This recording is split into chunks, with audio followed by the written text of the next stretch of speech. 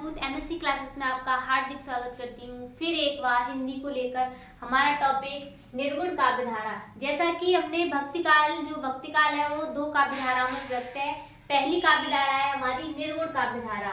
निर्गुण काव्यधारा में ईश्वर की निराकार ब्रह्म की उपासना की गई है। निर्गुण काव्यधारा भी हमारी दो शाखाओं में व्यक्त है।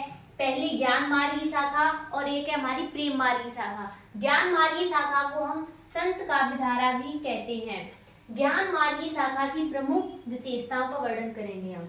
तो ज्ञान मार्गी शाखा की प्रमुख विशेषता है हमारी पहली है निराकार ईश्वर की उपासना, मतलब निराकार ब्रह्म की उपासना की गई है। फिर है हमारी दूसरी विशेषता गुरु का महत्व, इसमें गुरु को अत्यधिक महत्व दिया गया है।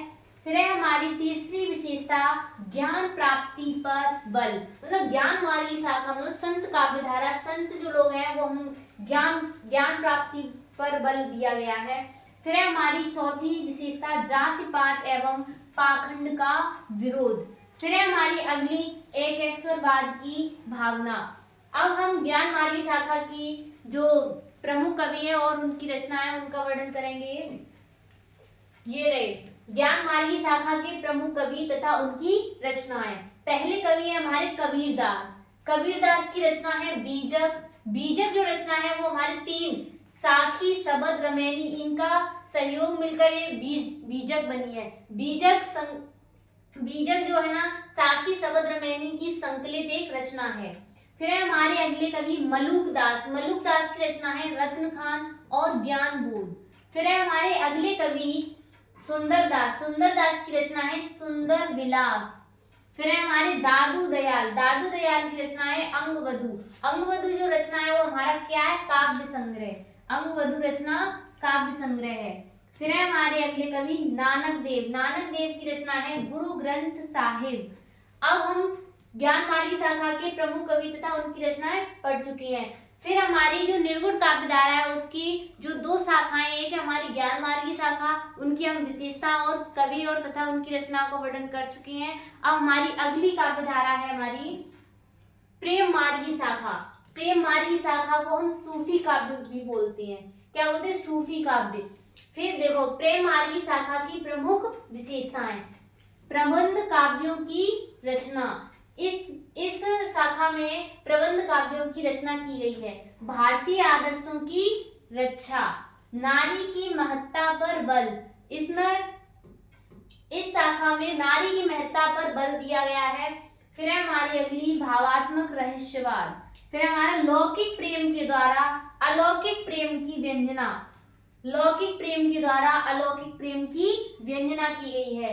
अब हम इसके प्रमुख कवि तथा उनकी रचनाओं का वर्णन करेंगे। ये प्रेम मार्गी शाखा के प्रमुख कवि तथा उनकी रचनाएं। पहले है हमारे मलिक मोहम्मद जायसी। इस शाखा के जो प्रमुख जो कवि हैं उन्होंने बताया है कि प्रेम के द्वारा ही हम ईश्वर को प्राप्त कर सकते हैं। प्रेम के द्वारा ही ईश्वर को प्राप्त कर सकते हैं। तो देखो पहले हमारे कवि है मलिक मोहम्मद जायसी। मलिक मोहम्मद जायसी की रचना है पद्मावत,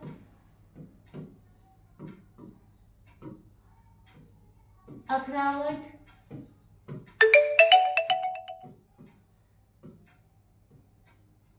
और एक और रचना इनकी आखिरी कलाम। फिर है हमारे कुतुबुन। कुतुबुन की रचना है मृगावती।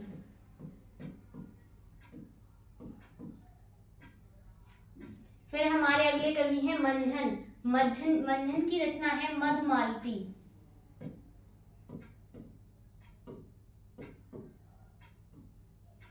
फिर है हमारे अगले कवि उस्मान। उस्मान की रचना है चित्रावली।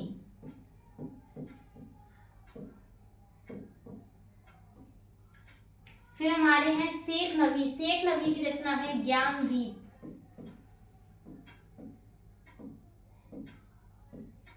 फिर हमारे अगले कवि हैं मुल्ला दाऊद। मुल्ला दाऊद की रचना है चन्नायन। ये हमारे प्रेम मार्गी शाखा के प्रमुख कवि और उनकी रचनाएं हैं। शेष अगली क्लास में कराएंगे। जो भी प्रेम मार्गी शाखा के प्रमुख कवि हैं और उनकी रचना हमने आपको बता दी हैं। अब हमारी जो भक्ति काल की दूसरी काव्य धारा है सगुण काव्य धारा और उसकी जो भी शाखाएं हैं उनका हम वर्णन अगली क्लास में करेंगे। शेष आज के लिए इतना ही। धन्यवाद।